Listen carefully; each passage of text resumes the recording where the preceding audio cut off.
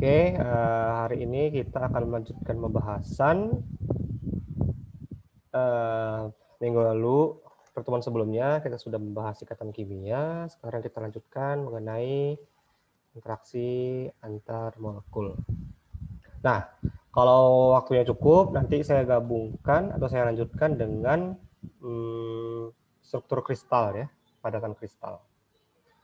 Nah, ini di sekolah dulu udah dibahas ya interaksi antar molekul, yaitu mengenai gaya van der Waals. Nah, ini prinsipnya adalah gaya tarik-menarik antar satu molekul dengan molekul yang lain. Jadi bisa molekulnya sejenis, bisa berbeda. Baik sejenis maupun berbeda. Nah, kalau di fisika tuh ada istilah adesi kohesi. Nah, itu berhubungan dengan ini. Jadi kalau adesi itu gaya tarik menarik antara zat yang berbeda kan. Nah, berarti apa sih namanya? Kalau yang berbeda berarti di sini molekulnya berbeda gitu. Tapi kalau kohesi itu sesama molekul yang sama. Contohnya air, sesama air. Kalau air digabungkan sama cairan lain apa ya? Basa ya, NaOH atau sabunnya. Nah, itu antara air sama molekul sabunnya. Itu juga bisa terjadi gaya interaksi antar molekul, gaya van der Waals. Kalau di fisika disebut gaya adesi. Nah, ini berhubungan dengan itu. Nah, asal mulanya dari mana? Asal mulanya disebabkan dari dipol ya, dari dipol. Dipol itu adalah dua kutub yang terdapat dalam molekul. Mungkin kita udah bahas kemarin ya, dipol itu dimiliki senyawa atau molekul yang bersifat polar. Nah, kalau molekul polar, dia memiliki dipol permanen istilahnya. Berarti ada dong yang tidak permanen? Ada. Jadi kalau molekul nonpolar memiliki dipol yang tidak permanen. Disebut juga sebagai dipol sesaat. Oke. Jadi gaya van der Waals ini secara umum kita bisa bagi klasifikasinya sebagai gaya dipol-dipol permanen. Itu antar molekul polar. Ada tipe khususnya, yaitu ikatan hidrogen. Ini special case. Tapi secara prinsip sama dengan dipol-dipol permanen. Perbedaannya hanya kekuatannya saja.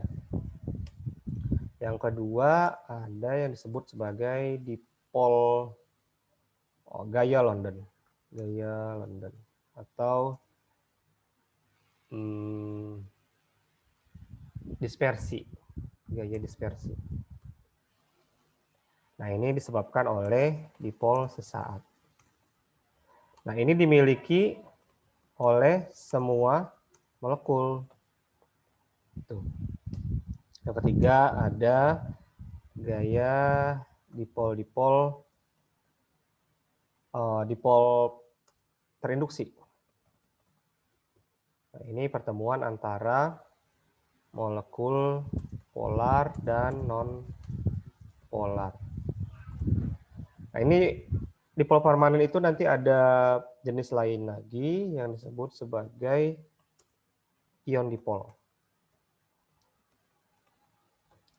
Nah, jadi ketiga ini, dipol permanen, ikatan hidrogen, ion dipol, itu prinsipnya sama. Jadi ini antara molekul polar dengan ion. Oke. Jadi prinsipnya, kalau ada senyawa polar, tentu ada pembagian elektron yang tidak merata kan. Jadi molekul yang disebut polar itu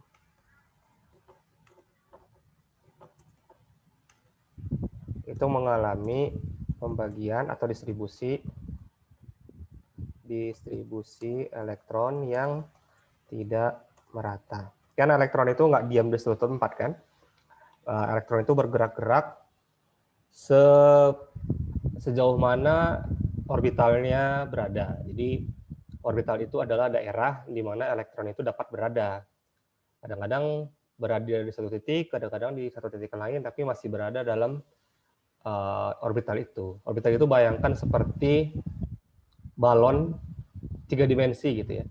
Jadi ada balon 3 dimensi, nah elektron itu berada dalam balon tersebut. Bisa nggak elektron berada di luar orbital? Bisa, tapi kemungkinannya sangat kecil. Jadi orang kalau ingin menentukan letak elektron pasti tidak melihat di luar orbital karena sangat kecil kemungkinannya untuk menemukan elektron tersebut. Ya, jadi kalau pembagian distribusi elektron tidak merata, ini terjadi karena ketimpangan keelektronegatifan ya. Jadi keelektronegatifan itu adalah kecenderungan suatu atom untuk menarik elektron. Jadi yang lebih elektronegatif tentu akan lebih banyak mengikat elektron. Contoh HCl,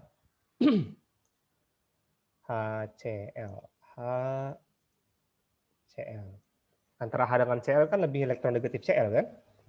Maka pembagian elektronnya kalau saya gambarkan bisa seperti ini.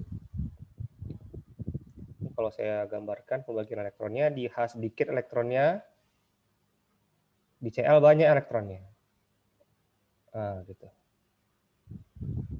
Jadi elektron yang ini, elektron ikatan ini, sepasang ini, harusnya kan sharing. Nah, karena dia pemakaian bersama, tapi Cl ini lebih elektronegatif, ada momen dipol ke arah Cl. Mirip seperti tarik tambang antara anak kecil dengan orang dewasa. Anak kecilnya H ini, lemah kan? Ini orang dewasa satu, pasti menang kan? Banyak menarik tambang ke sebelah kanan kan? Gitu. Makanya cenderung bermuatan negatif atau istilahnya adalah parsial negatif. Sementara kalau H karena kekurangan elektron menjadi parsial positif. Kenapa saya tandain parsial? Nah, parsial itu belum terbentuk muatan yang definitif.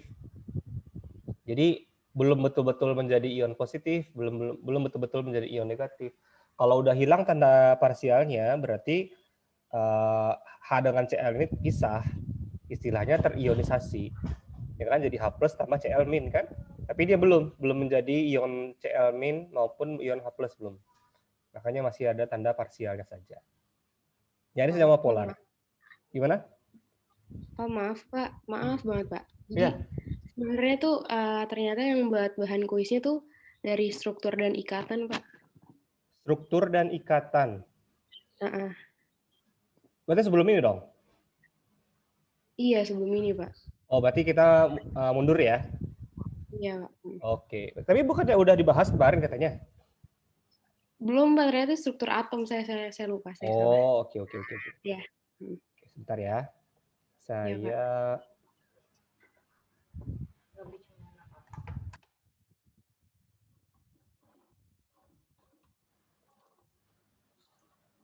Oke, kita nggak apa-apa, kita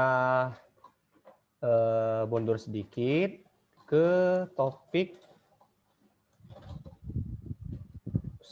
ikatan kimia ya. Oke. Ya, ikatan kimia. Jadi ikatan kimia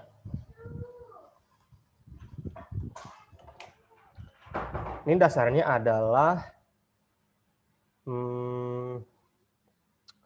kestabilan gas mulia. Kan kalau kita mempelajari tabel periodik itu ada golongan yang paling kanan ya, golongan paling kanan itu golongan gas mulia. Kalau di sekolah dulu mungkin masih pakai pengklasifikasian yang lama 8A, tapi kalau sekarang udah mulai sering digunakan klasifikasi yang baru golongan 1 sampai 18.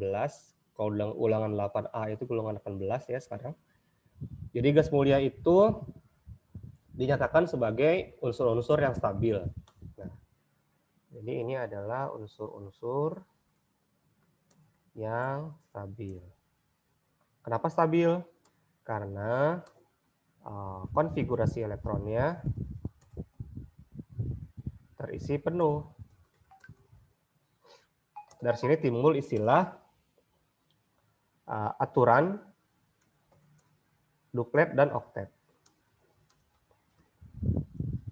Apa itu aturan duplet? Itu elektron terluarnya, elektron pada kulit terluar ada dua elektron pada kulit terluar. Nah, ini hanya untuk kulit pertama, kulit K ya, atau periode 1.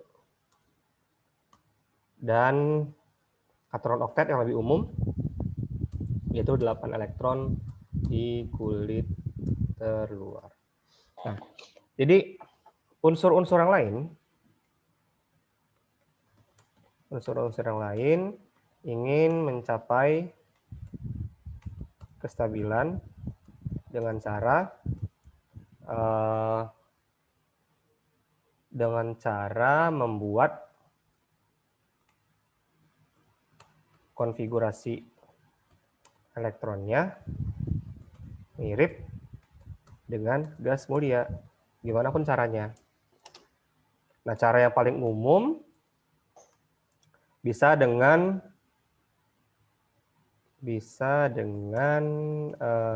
membuat ion, berubah menjadi ion, yaitu dengan cara melepas elektron atau menangkap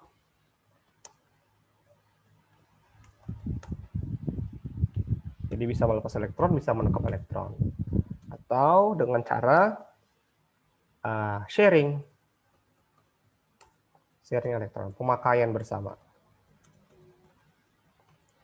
Ini tadi ya, HCl tadi, pemakaian bersama. Nah, dari sini nanti muncul jenis-jenis ikatan, ada yang namanya ikatan ionik, ada yang namanya ikatan kovalen. Nah, ini tentunya berdasarkan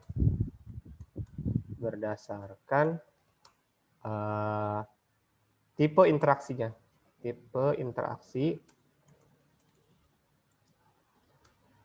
antar atom-atom tersebut. Jadi atom-atom tersebut berikatan dengan cara apa? Apakah dia berubah menjadi ion dulu atau dia memakai bersama elektron gitu. Oke. Sekarang kita bahas mengenai ikatan ion.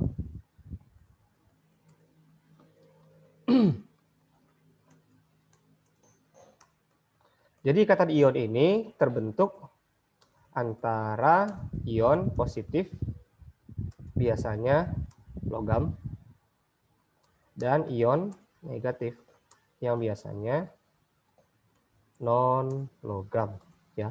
Jadi kalau ada pernyataan ikatan ion itu terjadi akibat serah terima elektron, bisa, cuman kurang umum karena ada beberapa cara untuk membuat ikatan ion bukan dengan serah terima elektron, ya sudah terbentuk duluan ion positif negatifnya. Jadi ikatan ion itu yang membuat saling terikat adalah gaya elektrostatis. Jadi timbul karena gaya elektrostatis.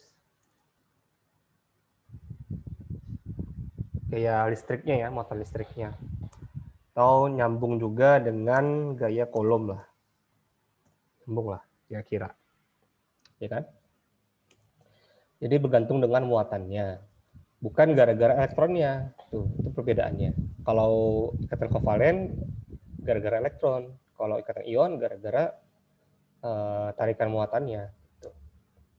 Oke, kalau saya refresh sedikit, jadi misalnya atom natrium ya, Na nomor atomnya 11, konfigurasi elektronnya kan 281, supaya menjadi aturan oktet, memenuhi oktet ya, tentu harus 8 elektron terluarnya. Ada dua cara. Caranya bisa melepas 1 elektron atau menangkap 7 elektron. Tentu lebih mudah melepas 1. Nah, ini cenderung menjadi Na+. Na+ yang konfigurasi elektronnya 28. Ada oktet kan? Nah, kalau Cl yang lain ya, Z17, ini kebalikannya. Tentu akan lebih mudah menangkap 1 elektron daripada melepas 7. Makanya kalau non logam seperti Cl akan menjadi ion negatif. Cl-. Nah, jadi yang berikatan itu ini ya ion-ionnya ini ya. Bukan elektronnya tadi. 288. Jadi bukan elektron Na pindah ke Cl, lalu Na dan Cl berikatan gara-gara elektronnya dipasang, bukan gitu. Jadi prinsipnya itu adalah ini, Na+ dan Cl-. Ininya nih prinsipnya. Oke. Rumus empiris dari senyawa-senyawa dengan ikatan ion itu biasanya dikali silang aja antara muatan positif dengan muatan negatif. Tapi secara saya itu udah bisa, jadi tidak usah. Kemudian mana lagi ya? Ini saya buka aja bukunya biar kelihatan gambar.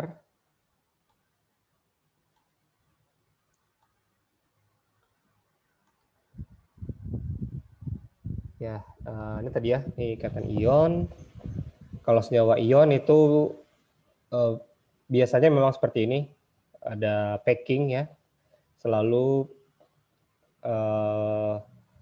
satu ion dikelilingi ion lain seperti itu, nanti membentuk kisi kristal.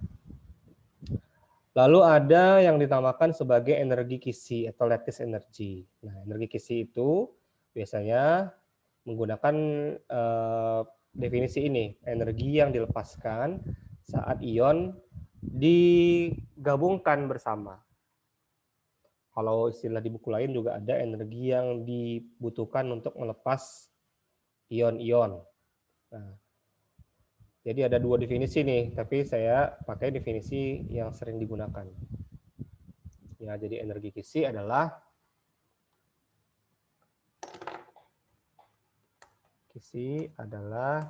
energi yang dibutuhkan, yang dilepaskan saat dua ion bergabung dalam ikatan ion membentuk kristal. Ya kan, kalau ion kan biasanya padatan kristal ya. Oke. Dari sini ada proses pembentukan senyawa ion. Kita bisa gambarkan diagram energinya, yaitu siklus Born-Haber. Jadi siklus Born-Haber ini adalah proses pembentukan senyawa ion yang dari unsur ya, dari unsurnya.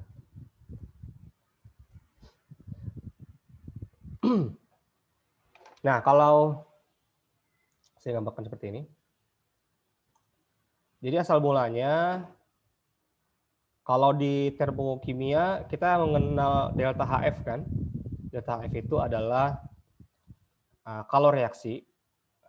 kalor yang terlibat dalam reaksi pembentukan 1 mol senyawa atau 1 mol zat dari unsur-unsurnya dalam keadaan standar. Contoh pembentukan NaCl tadi. Di NaCl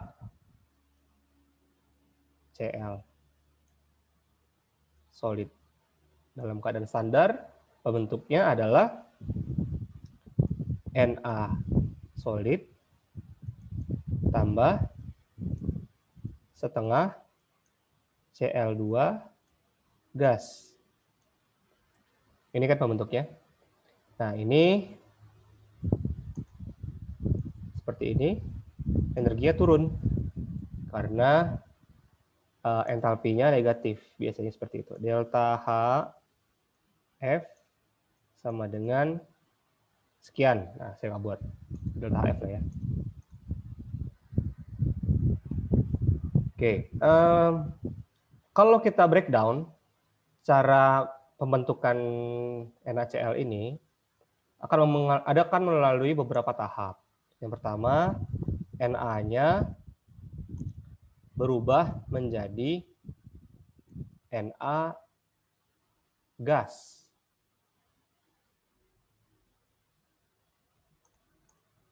Na gas. Ini adalah delta H sublimasi. Karena kan perubahan dari padat ke gas kan. Kenapa sih saya harus buat gas dulu? Nah, di proses berikutnya ada perubahan dari Na gas menjadi Na plus.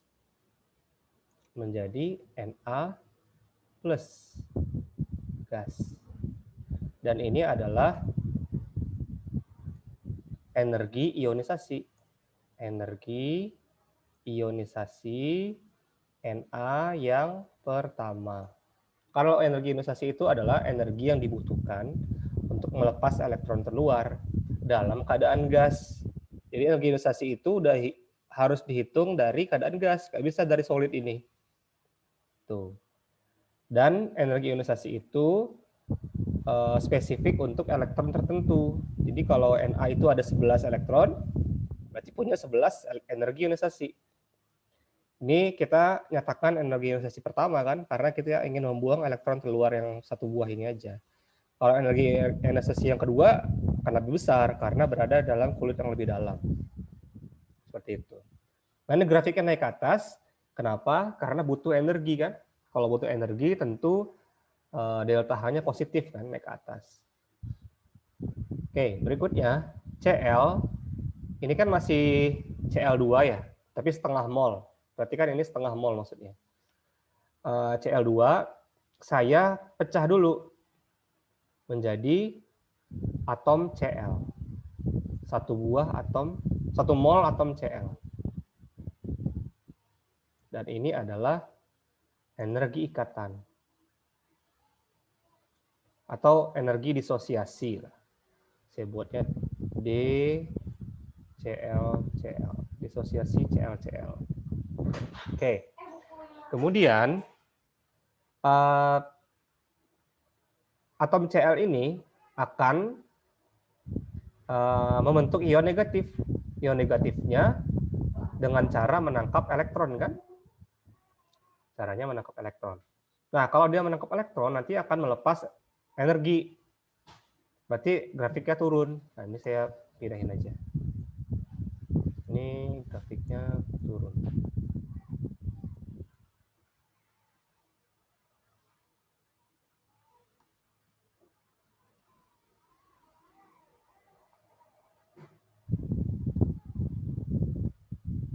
Di mana teh bukunya teh?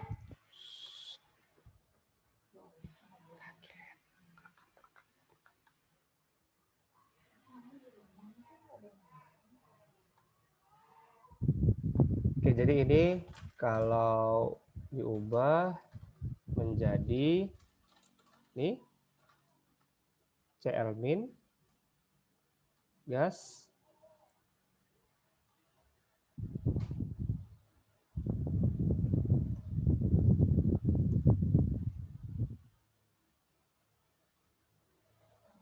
ini adalah afinitas elektron dari Cl. Oke. Jadi kalau Na ketemu Cl di sini, lalu akan membentuk NaCl, ya, itu adalah energi Kisi. Bentar, ini gambarnya kayaknya kurang rapi. Saya rapikan dulu ya. Bentar, saya pause dulu. Ya, jadi ini revisi gambarnya. Jadi seperti ini, satu. Ini ke sini, ini ke sini, ini ke sini, ke sini. Ini tadi delta H sublimasi Na. Oh, warnanya dibikin beda. Ini delta H sublimasi Na. Ini adalah energi ionisasi pertama Na. Ini adalah energi ikatan Cl-Cl. Dan ini adalah afinitas elektron dari klor. Jadi afinitas elektron itu adalah energi yang dilepas saat suatu atom dalam keadaan gas menangkap elektron dan membentuk ion negatif. Kemudian ini jadi nih.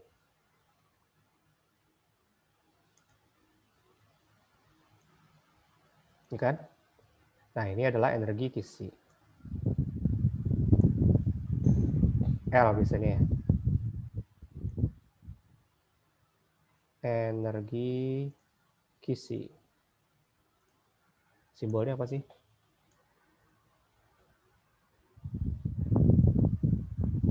Simbolnya biasanya L.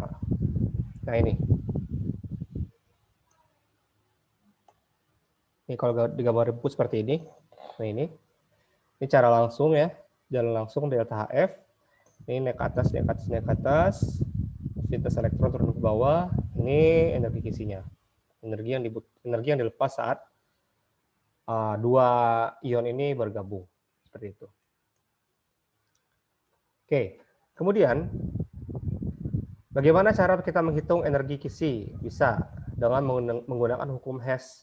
Syaratnya yang lain diketahui. Jadi kalau delta HF diketahui, delta H sublimasi diketahui, energi ikatan diketahui, energi ionisasi diketahui, afinitas elektron juga diketahui. Kita bisa menghitung energi Kisi dengan cara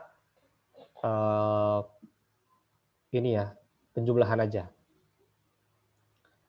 Oke, sampai sini ada pertanyaan, silakan. Belum ada?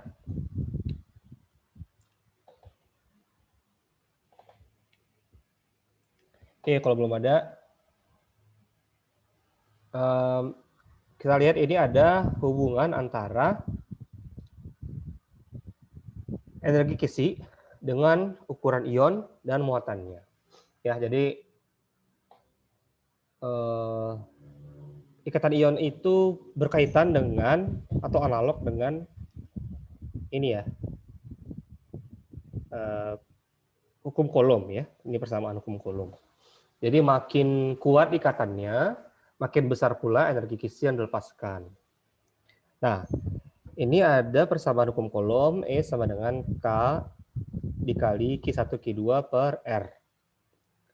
Di mana Q1 Q2 ini adalah muatannya, ini muatan positif negatifnya, dan R ini adalah jarak. Kalau dalam ikatan ion, berarti jarak ini adalah jari-jarinya kan? Kayak gini. Jadi jarak antara ion K dengan Cl tentu gabungan dari jari-jari K tambah jari-jari Cl. Kalau Na plus sama Cl min juga seperti ini. Karena K itu kalium, jari-jarinya lebih besar, maka jarak ikatannya akan lebih jauh antara K dengan Cl. Oke, sekarang kita lihat ini.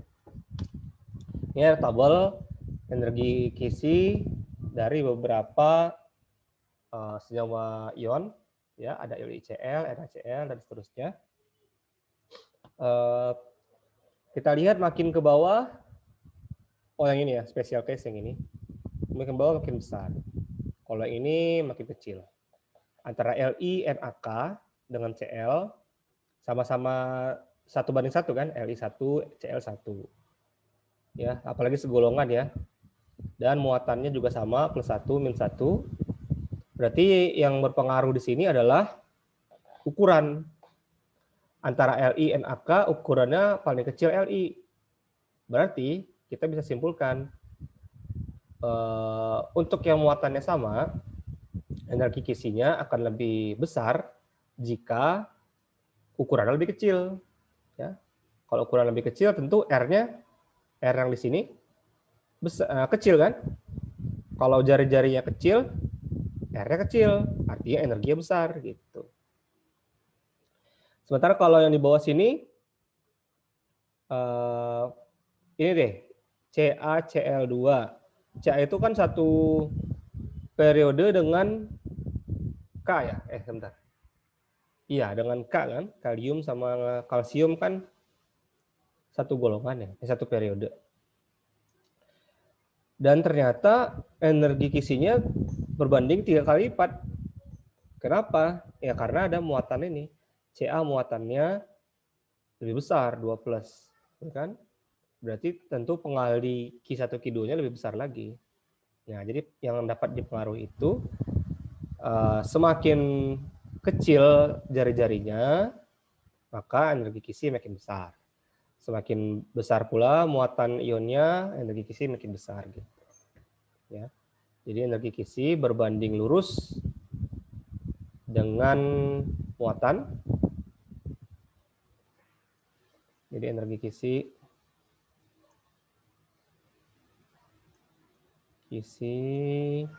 berbanding lurus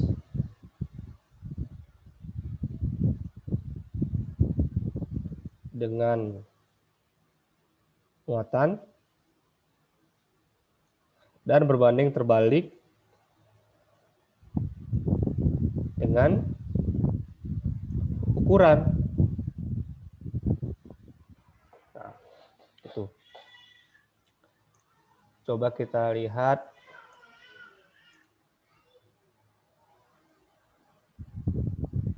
Nah, tadi ya, manakah kira-kira senyawa ion berikut yang akan memiliki energi kisi yang lebih besar, LiBr atau CaBr2? Yang mana kira-kira? LiBr atau CaBr2? Kalau LiBr tentu muatannya kan sama-sama +1, -1 kan? Walaupun lebih kecil kalau Li. Kalau CaBr ini udah +2 sama -2. Br kan ada 2 nih, berarti -2 kan. Makanya kan jauh lebih besar energi kisi CaBr2 gitu. Oke. Baik, kemudian tadi udah. Ada beberapa kation atau ion positif yang tidak mengikuti aturan oktet. Biasanya yang di tengah sini nih. Di golongan transisi biasanya yang bawah-bawah ini. Kenapa? Karena ada subkulit D. Subkulit D itu terisi kan 10 elektron kan? Ya, jadi kalau terluarnya itu kulit ketiga, udah ada subkulit D, nah sulit. Itu biasanya tidak akan memenuhi aturan oktet. Contohnya ini, stannum atau timah. Kalau dalam keadaan standarnya, keadaan dasarnya, terluarnya ada 4 kan? 4D10, 5S2, 5P2. Berarti elektron keluarnya di kulit kelima ada 4. Kalau 2+, Sn2+, buang 2 elektron dari P. Nah, ini udah 2 kan? Nggak oktet. Kalau Sn4+, buang semua elektron keluar, 10 malah lebih banyak. Nah, kenapa seperti itu? Ya, jadi aturannya bukan gara-gara oktet sebenarnya. Bukan gara-gara gas mulia, tapi terisi penuh ya. Jadi ada aturan orbitalnya itu harus terisi penuh atau setengah penuh. Itu juga kalau besi, ferrum, ada besi 2+ ya, berarti buang 2 elektron keluar. Dan ada besi 3+. Nah, ini yang malah lebih stabil, besi 3+ ini, yang 5 elektron ini. Kenapa? Karena kalau 3D5 ini orbitalnya terisi setengah penuh semua, ya kan? Kalau ini kan ada sisa 1, 5 orbital terisi, tapi 1 yang sepasang, sisanya sendirian kan elektronnya. Kalau ini semuanya sendirian, berarti ini lebih disukai, lebih stabil. Nah, justru nggak oktet. Oke. Kemudian ini ada simbol Lewis ya, struktur Lewisnya. Ini untuk mempermudah penggambaran jumlah elektron terluar. Kalau ion-ion logam golongan 1, tentu ada 1 elektron terluarnya kan, digantikan dengan 1 dot di luar sini. Nah, ini adalah dari semua golongan utama, golongan A, ini 1 elektron, 2 elektron, 3 elektron, dan seterusnya, 8 elektron. Nah, biasanya digambarkan ada yang berpasangan ya. Ini juga menggambarkan kalau elektron dalam orbitalnya itu letaknya berpasangan.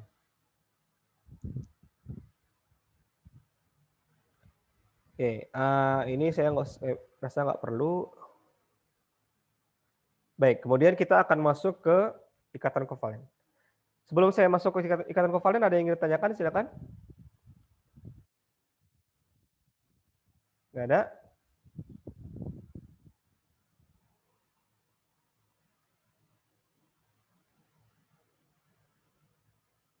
Nggak ya?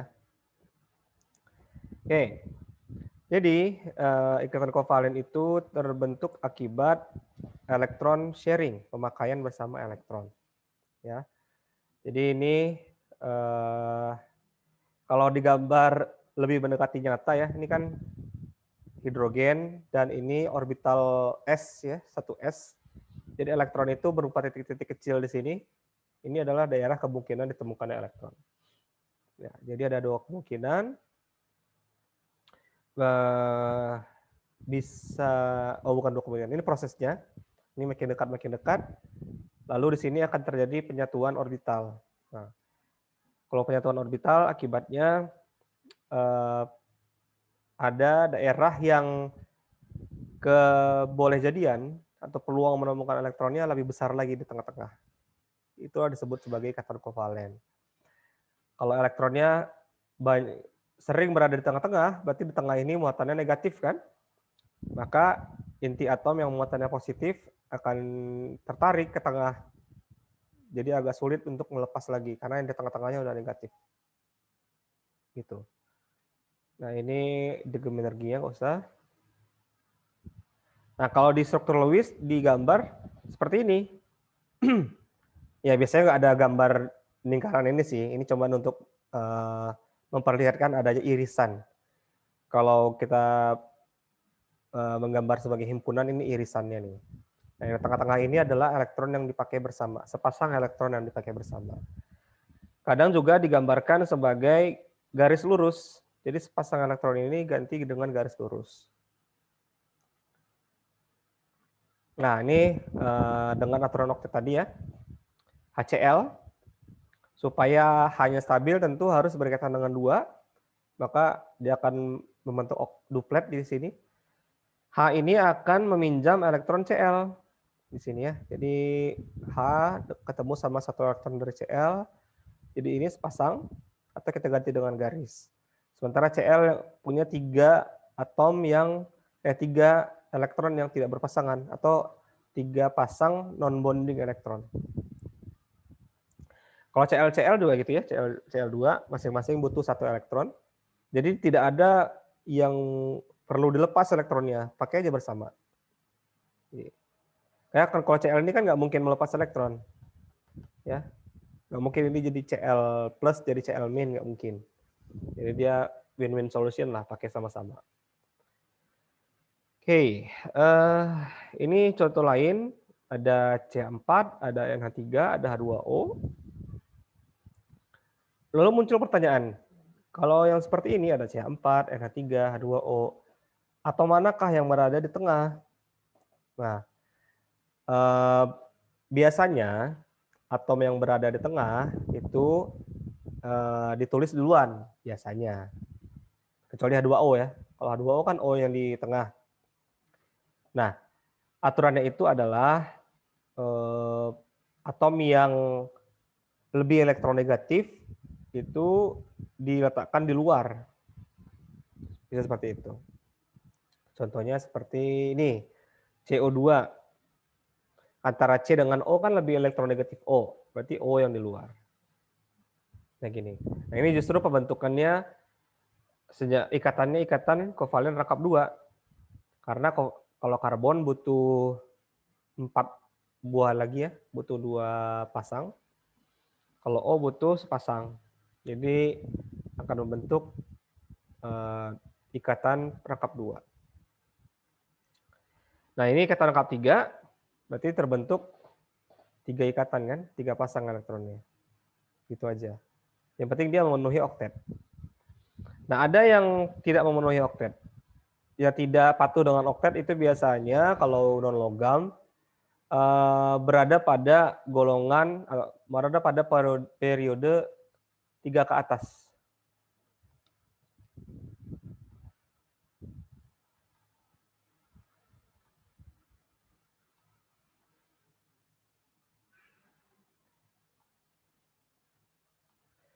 Ini ada atom logam yang tidak mematuhi aturan oktet.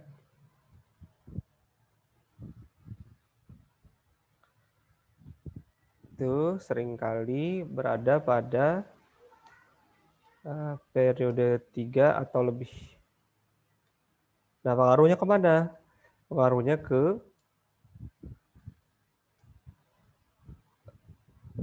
jumlah kulit. Kalau kita ingat lagi, kulit pertama itu kulit K, itu maksimal 2 elektron. Kalau kulit L atau kulit kedua itu maksimal 8 elektron. Kalau kulit M maksimal 18 elektron. Ya, jadi ada senyawa-senyawa yang boleh memiliki elektron lebih dari aturan oktet. Contohnya SF6. SF6. Contoh saya buat SF6. S itu 16 T286, F 9 T27. Kalau saya pasangkan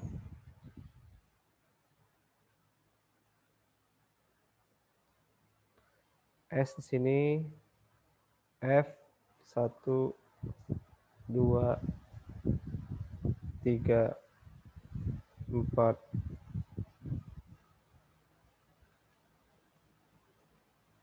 5 6. F ada 7 elektron. F punya 7 elektron.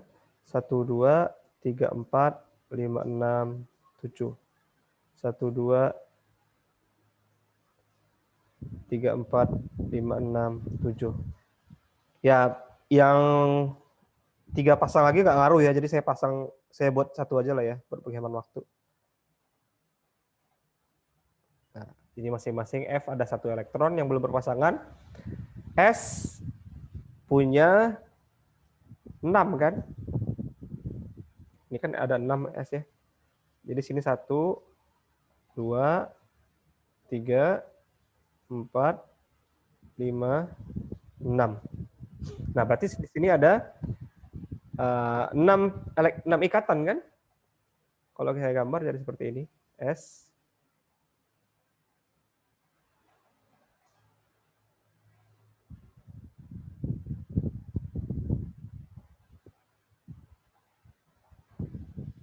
Apakah ini memungkinkan? Perhatikan Berapa sekarang jumlah elektron terluar milik S? Ada 6 ikatan, berarti sekarang ada 12 kan? Berarti S memiliki 12 elektron sekarang valensinya. Boleh nggak? Boleh. Karena S berada pada periode ketiga. Kalau periode ketiga masih muat sampai 14 elektron. Jadi dimungkinkan.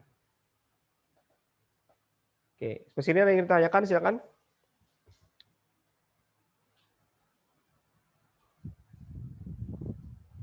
Belum ada?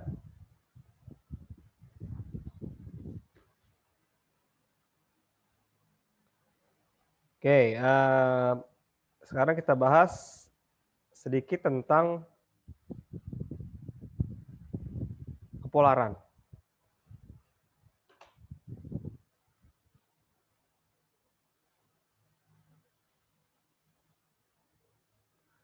Jadi molekul itu dikatakan polar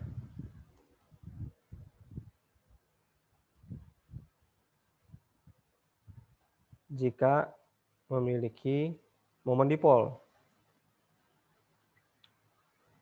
Nah, momen dipol itu apa sih?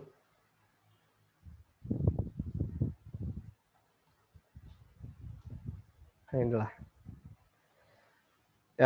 Seperti yang saya gambarkan tadi, momen dipol itu tarik-menarik yang tidak sama, ya.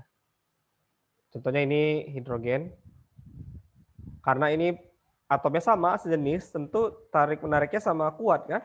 Di sini tidak terbentuk momen dipol, 0 momen dipolnya.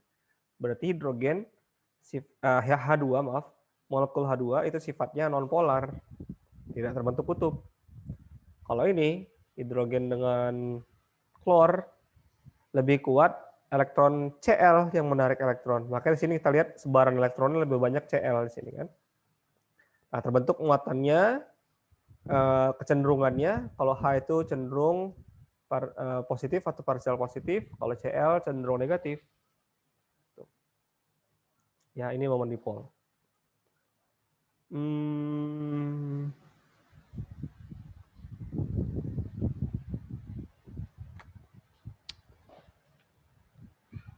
Ini hitungannya, momen dipol itu adalah muatan dikali R, dikali jarak antarnya. Jadi makin besar momen dipolnya, makin besar pula jarak ikatannya. Atau sebaliknya. Nah, jadi kita bisa menemukan hubungan ya antara panjang ikatan dengan momen dipol. Antara HF dengan HCl tentu lebih polar HF. Ya kan? Kalau HF lebih polar, berarti momen dipolnya lebih besar. Kalau momen dipolnya lebih besar, R-nya harusnya lebih besar pula. Bentar, kalau ini gimana?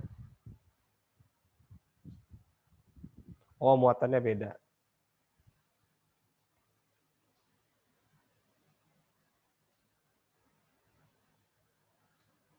Ya, ini momen dipolnya 1,83. Ini panjang ikatannya 91,7 pikometer. Dipol beban. Oke.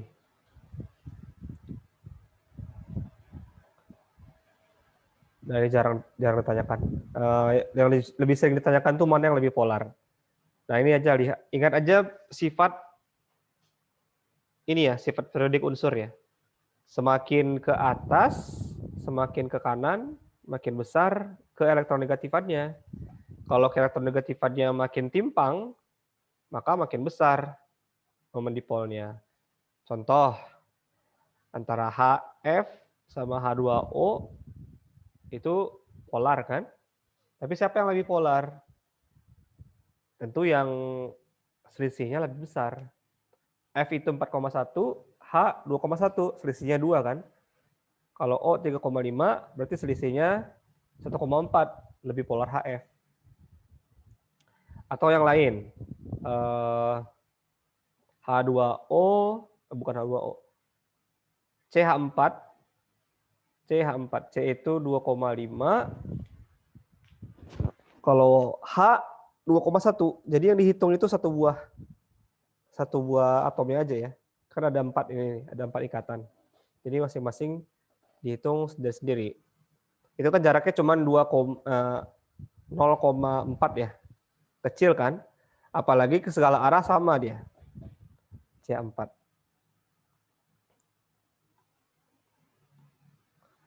Ini kalau CH4, CH4,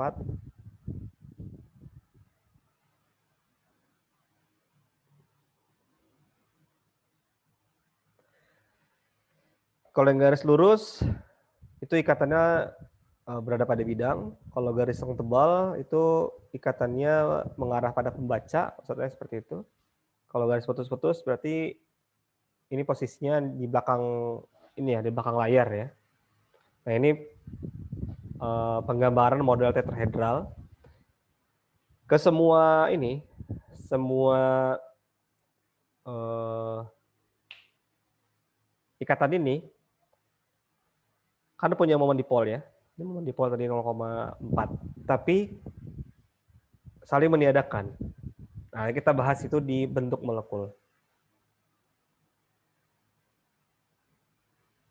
Di bentuk molekul itu mempengaruhi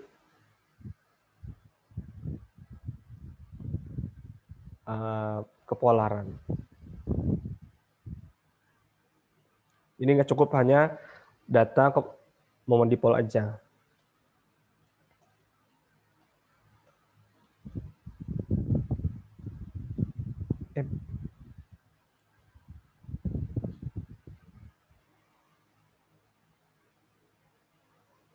Nah, ini prosedur untuk menggambar struktur Lewis. Paling gampang kalau kita mengikuti seperti ini. Nggak usah gambar elektron dulu, gambar simbol-simbol atomnya dulu aja. Kemudian kalau asam oksi seringkali hidrogennya berada pada O.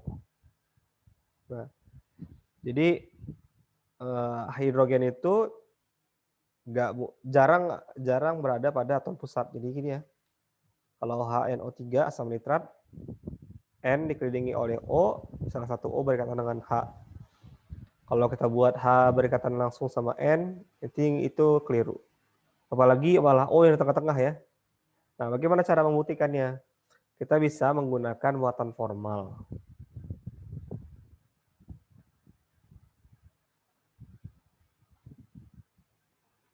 Ini ya.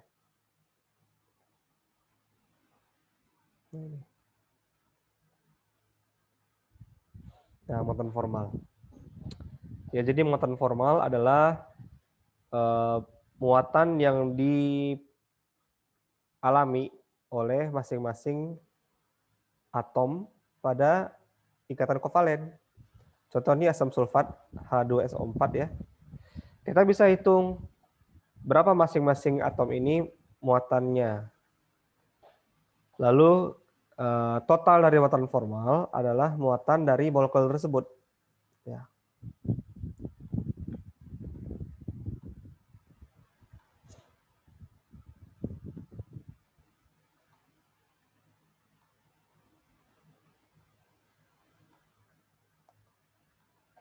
Muatan formal itu adalah muatan individual tiap atom dalam molekul.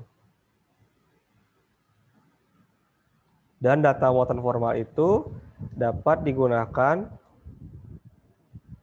untuk verifikasi struktur Lewis.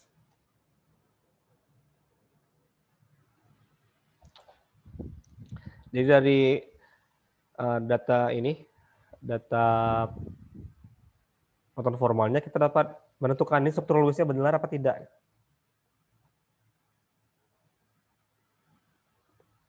Nah, rumusnya adalah jumlah elektron valensinya dikurang jumlah ikatan dikurang jumlah elektron tidak berikatan. Ini ya. Ini rumusnya muatan formal.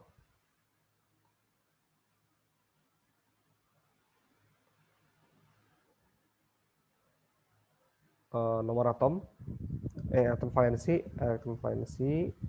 dikurang jumlah ikatan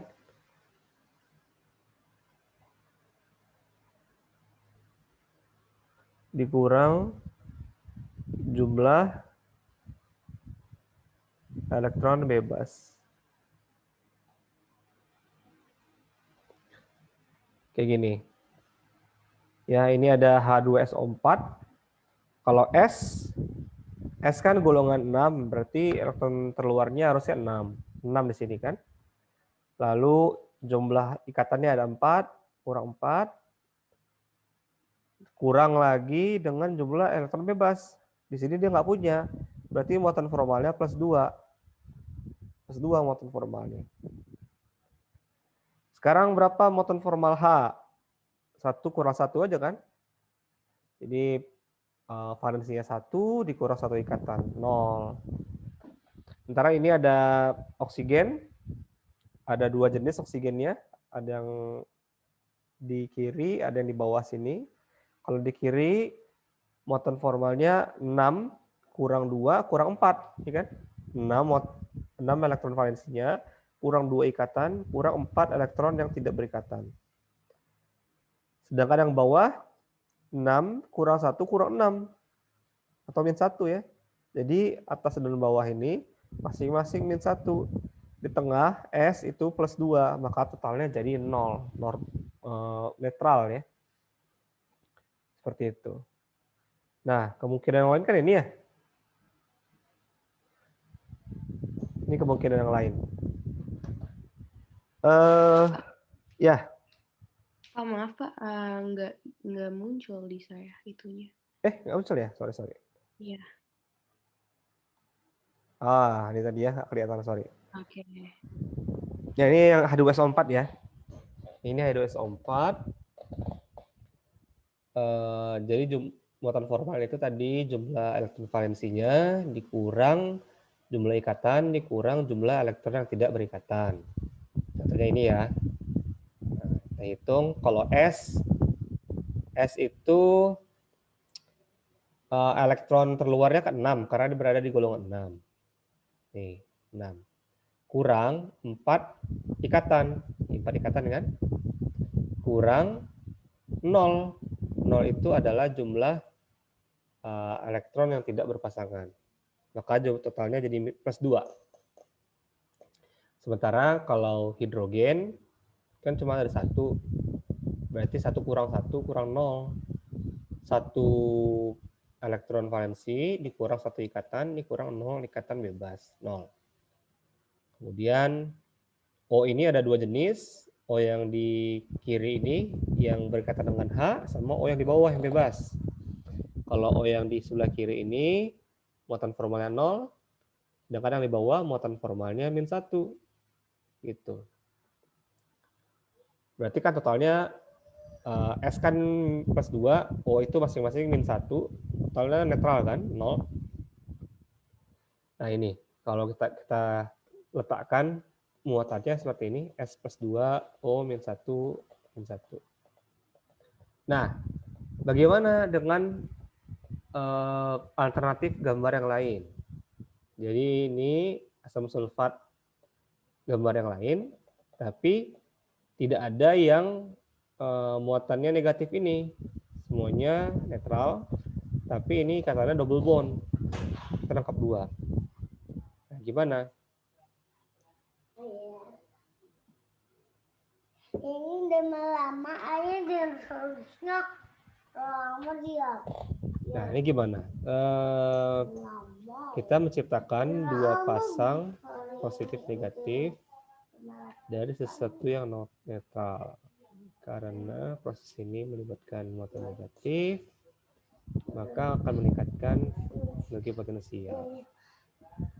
2 buah positif negatif. Sudah.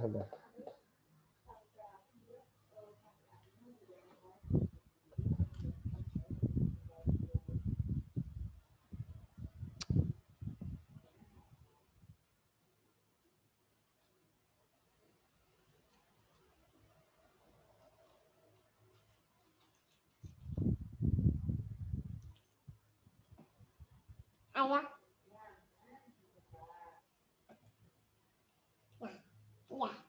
Ya. Jangan.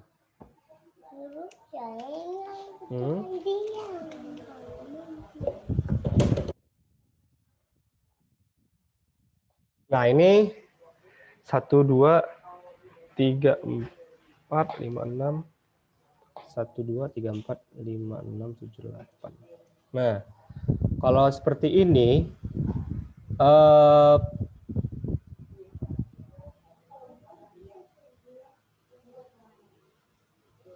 ya kesimpulannya adalah ikatan yang di sebelah kanan ini memiliki potensial energi yang lebih besar. Kalau lebih besar potensial energinya, sementara kalau energi potensial yang lebih rendah itu lebih stabil. Sehingga yang muatannya, yang gambarnya double bond ini lebih stabil. Ya, jadi kesimpulannya kalau ada beberapa struktur Lewis yang mungkin, pilih yang muatan formalnya mendekati 0, yang paling stabil. Jadi kalau ada muatannya +1, -1, sementara yang lain muatan formalnya 0 semua, pilih yang 0 semua. Jadi kalau muatan formalnya ada yang +1, -1, sementara pasangannya ada yang +2, ada yang -2, gitu. Pilih yang muatan formalnya lebih kecil, ya.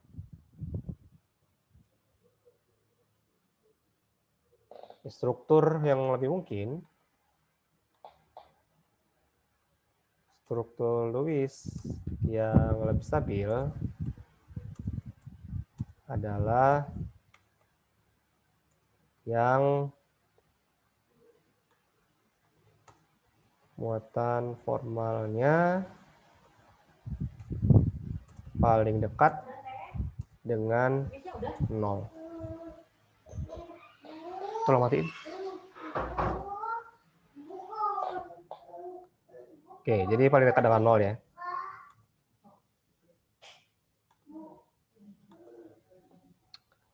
Contohnya ini ada asam nitrat. Kira-kira mana yang lebih disukai? Rangkap 2-nya ada di sini, atau rangkap 2-nya di O ini, atau rangkap 2-nya ada 2. Nah, manakah yang lebih benar? Jadi kita bisa menganalisis dengan menggunakan muatan formal. Kalau yang struktur 1 ya, kita lihat yang H kan udah pasti 0 ya. Nah, kita lihat N-nya di sini 5 elektron valensinya dikurang 4, ada 4 ikatan kan? 1, 2, 3, 4 dikurang 0. 0 itu elektron tidak berpasangannya. Maka totalnya +1. N ini +1. Kalau ini O yang di sini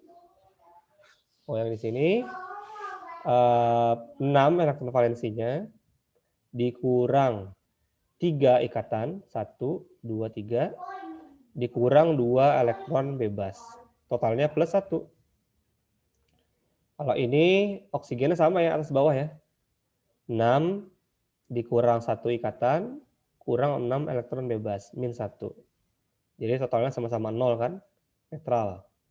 Tapi masing-masing punya muatan +1 dan -1. Oke, kemudian struktur 2. Struktur 2, N-nya +1 tetap, O-nya yang rangkap 2 ini 0, yang ini juga 0, O yang di sini -1. Oke, struktur 3 yang mana? Kalau struktur 3, coba kita lihat. Kalau struktur 3, perhatikan elektron di N. 1, 2, 3, 4, 5, 6, 7, 8, 9, 10. Kan masing-masing garis ini kan 2 elektron kan? Berarti ini ada 5 garis, N itu punya 5 ikatan, 5 ikatan atau 10 elektron. Nah, ini nggak mungkin karena N itu berada di periode 2. Ya kan? Kalau N itu di periode 2, coba lihat ini. Nah, ini. Nih, N itu mana sih? Nah, ini. Ya kan? periode 2 kan? Berarti elektronnya hanya muat 8, nggak mungkin ada 5 ikatan di situ. Ini salah. Gambar yang nomor 3 ini salah karena ada 5 ikatan di N, nggak mungkin. Jadi peluangnya hanya yang 1 atau 2. Kita lihat tadi yang struktur 1 seperti ini kan? Plus, plus, min, min. Sementara struktur 2 ada plus, min. Cuma ini aja lebih simpel. Maka akan lebih disukai struktur yang nomor 2. Gitu. Nah, BCL3 ini juga merupakan pengecualian dari aturan oktet karena B itu hanya punya 3 elektron. Kalau 3 elektron, mau nggak mau ya harus 6 kan? Nggak cukup oktet. Sebentar.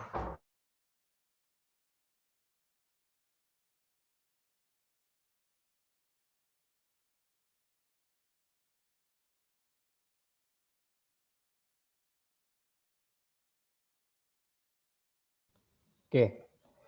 Jadi kalau BCL3, B itu punya 6 elektron. Ya. Itu juga tidak apa-apa. Karena memang cuma segitu elektronnya. Jadi ini merupakan oktet yang tidak lengkap. Nah, ada 2 kemungkinan pasangan elektronnya, gambar Lewis-nya. Apakah yang sebelah kiri, yang hanya 6 elektron di B, atau sebelah kanan. Ya, elektron B-nya ada 8 justru di sini. Udah oktet. Coba lihat. Mengapa yang melanggar aturan oktet lebih disukai? Nah, sekarang kita lihat. Struktur 1, di struktur 1 ini B ada 3 dikurang 3 kan? 3 elektron valensi dikurang 3 ikatan, 0. Sementara kalau di sini B itu 3 elektron valensi dikurang 4. Ya kan? Kurang 4 ikatan. Min 1. Kalau ini Cl 7 kan elektronnya, dikurang 2 dikurang 4. 7 kurang 6 kan? Plus 1. Nah, jadi ada muatannya di sini plus min. Maka walaupun ini memenuhi oktet B-nya, tapi tidak disukai secara muatan formal gitu. Jadi nggak bisa dipaksakan, biar aja B-nya tidak memenuhi aturan oktet. Sampai sini ada yang ditanyakan, silakan mengenai muatan formal.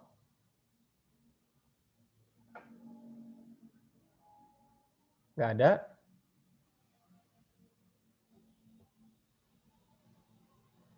Oke, sekarang kita tinjau tentang ikatan kovalen koordinasi. Ya, ikatan kovalen koordinasi ini unik, tapi masih mirip dengan ikatan kovalen. Bedanya hanya ikatan kovalen koordinasi itu punya elektron yang didonorkan. Jadi ada pasang elektron yang didonorkan. Beda dengan kovalen biasa yang sharing. Jadi masing-masing nyumbang. Kalau ini enggak, dikasih dua-duanya gitu. Ya, tentu syaratnya yang resipien, penerima pasangan elektron, harus memiliki orbital yang kosong. Kalau orbitalnya udah terisi atau udah terisi setengahnya ya, nggak bisa. Nah, kebetulan di sini H+, kan cuman proton aja ya, tanpa elektron, tentu bisa menerima sepasang elektron dari oksigen. Nah, terbentuklah ion hidronium atau H3O+. Tuh. Kemudian ini yang paling sering jadi contoh ya, NH3BF3 atau NH3BCl3. B tadi hanya punya 6 elektron, berarti masih muat 2 lagi. Ini boleh diberikan oleh sepasang dari N. Jadi N itu punya sepasang yang berlebih, diberikan ke B. Diberikan gitu aja. Seperti ini ya. Lalu ada istilah struktur resonansi. Ya, struktur resonansi ini adalah struktur-struktur yang sebenarnya sama, hanya aja letak elektron pi-nya berbeda. Letaknya pindah ya. Nah ini. Simbolnya itu adalah garis panah bolak-balik. Jadi ini ikatannya bisa pindah dari atas ke bawah. Ya kan? Sebenarnya kalau dilihat ini gambarnya sama aja. Ya, secara awam sih memang ini gambarnya sama aja. Tapi kalau kita tandai salah satu, contoh ini ini saya ganti jadi oksigen itu 16 ya. 16 ya oksigen kan? AR-nya saya ganti dengan isotop yang lain deh. Oksigen 18 gitu. Jadi ini 116, 118. Nggak, oksigennya nggak akan bertukar. Oksigennya tetap di tempat. Yang pindah itu elektronnya. Kenapa bisa pindah seperti itu? Nah, itu ada hubungannya sama ikatan pi. Ada nggak di sini ya? Nah, ini kalau di benzena ada 3 kan ininya yang berpasangan. Ini bisa pindah-pindah. Saking dekatnya pindahnya seakan-akan kita buat ini aja. Bulat di tengah ini. Memang karena yang double bond ini nggak bisa diputuskan kalau yang di benzena. Itu sifat aromatik namanya. Ini nggak usah, udah biasa. Ini udah bisa. Ada yang namanya ikatan pi itu. Ini waktunya nggak cukup, tapi nanti pertemuan berikutnya saya bahas ini ya, untuk model ini. Saya ingin menunjukkan ini, jenis ikatan itu ada 2, ikatan sigma dengan ikatan pi. Nah ini. Jadi kalau terjadi overlap seperti ini ya, yang berwarna ini orbitalnya. Kalau orbitalnya ketemu bertabrakan gitu ya, overlap, itu namanya ikatan sigma. Ikatan sigma itulah yang membentuk ikatan kovalen. Nah ini, seperti ini. Nah ini. Ini kalau H dengan H ini, ini ikatan sigmanya. Ini H dengan F, ini ikatan sigmanya.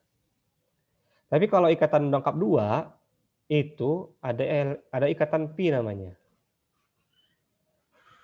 Nah ini. Jadi overlapnya itu di pinggir, nggak di kepala, kayak di kupingnya gitulah.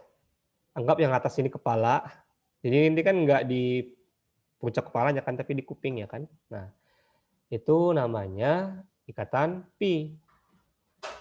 Perbedaan ikatan sigma dengan ikatan pi lebih lemah karena tidak definitif benar-benar overlap gitu.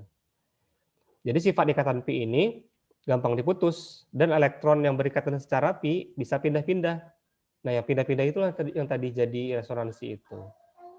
Jadi dia bisa menjadi ikatan rangkap, bisa jadi ikatan bisa menjadi elektron bebas. Kayak gini nih. Nah, ini elektron ini bisa pindah ke sini atau yang sepasang ini bisa pindah ke atas ini. Nah, itu dia kalau elektron pi itu sifatnya. Ada gambar lagi nggak ya? Belum ada, nanti deh. Ya, jadi seringkali ada pertanyaan gini.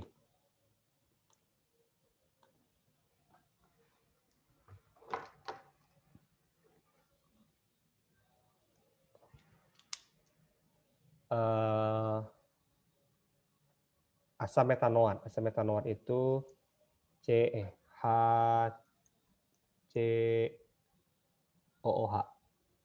HCOOH. Asam metanoat atau asam format. Nah, strukturnya seperti ini. HCOOH. Pertanyaannya, berapa jumlah ikatan sigma dan berapa jumlah ikatan pi? Nah, sebenarnya ini gampang sekali. Ikatan sigma itu ikatan tunggal. Ini sigma, ini sigma, ini sigma. Satu dari ikatan lengkap ini sigma. Satunya lagi pi. Gitu. Jadi ikatan sigma ada 4, pi ada 1. Gitu ya, simpel ya. 1, 2, 3, 4. Nah, gitu aja. Sering pertanyaannya ini. Berapa jumlah ikatan sigma, berapa jumlah ikatan pi? Padahal gampang aja. Kalau ada ikatan rangkap, satunya sigma, sisanya pi. Contoh lain, kalau Rekap 3 nitrogen ya, N3. N3. Ini kan. Ini ikatan pi, ada 2. Satunya ikatan sigma. Gitu. Baik, sampai sini ada yang ditanyakan? Cukup, saya rasa. Silakan kalau ada yang masih bingung. Tanyakan aja.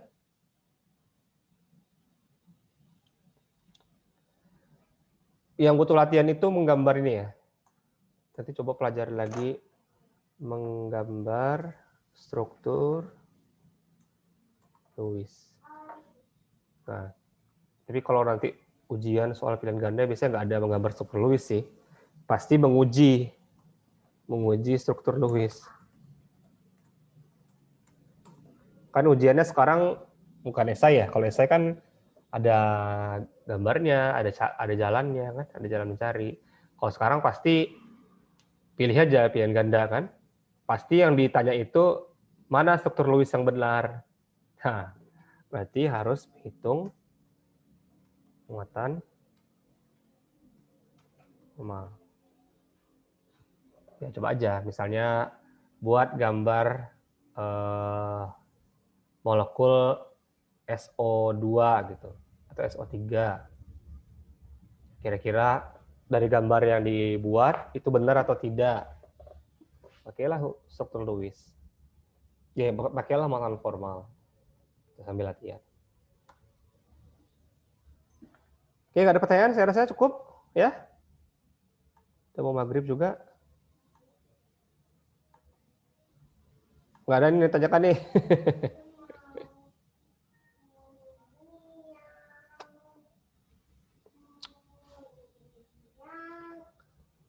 Oke lah ya, saya rasa cukup sampai di sini.